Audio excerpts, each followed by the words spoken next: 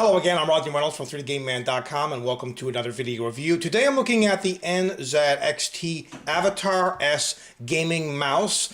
You can see the packaging is quite nice. Very typical packaging for this type of product, clear window. And by the way, this mouse comes in two colors, black and white. The box on the back has all kinds of features and specifications. Important if you are picking this up in store. If not, well, you can read about it online or somewhere. Now, I believe it has a couple of security seals, one at the bottom, another one at the top. I'll open this one at the top. Now, sometimes these things can be, well, a chore to get out. Let's see if this one's like that. What's this here? Just a card. Please visit NZXT.com to download the user's manual for this because they do not include it. Kind of sandwiched here, a top plastic kind of casing and a bottom. Simple. It works. Now let's have a closer look at this mouse. They include protective plastic on the bottom, and I'll remove that. Now let me first go over some of the features and then have a closer look at the mouse, I promise. It comes with a 1600 DPI laser sensor, and this sensor can be set to either 1600, 800, or 400. Good, because in some applications you don't need it full speed. You can just have it at, well, a more relaxed DPI, or if you like it fast, you can have it fast all the time, whether you're in a game or not. Tracking speed of 30 inches per second and acceleration up to 20 Gs.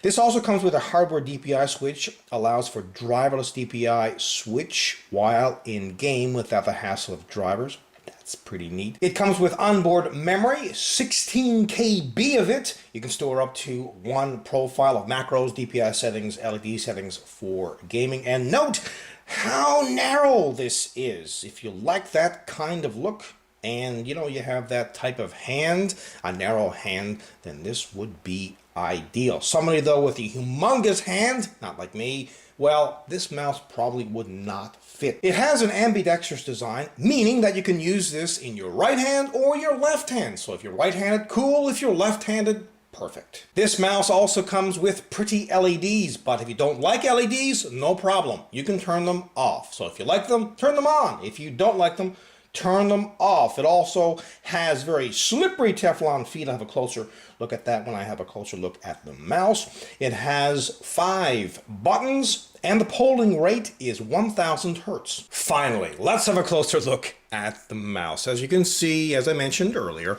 it has this kind of thin, medium size design. The overall fit and finish is quite nice, and I think the appearance as well is quite beautiful. And I wasn't lying when I said it had 5 buttons. I'll show you.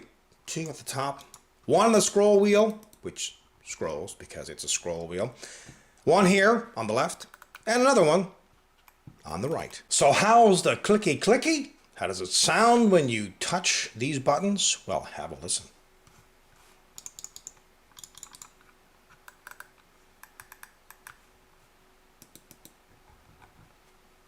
Nice. Note also that this area has a non-slip kind of grip, kind of a matte finish, as opposed to this, which is shiny. At the bottom, there are 3 Teflon feet, a big one and 2 small ones, and here's that glorious 1600 DPI laser sensor. It also comes with a long cord, good for plugging it into your computer's USB port, which I'll do now and show you the pretty LEDs. Now, I'm not a big fan of LEDs, but I have to say, this mouse looks sweet with them turned on, and in complete darkness, see if I can do it here. 2 lights off.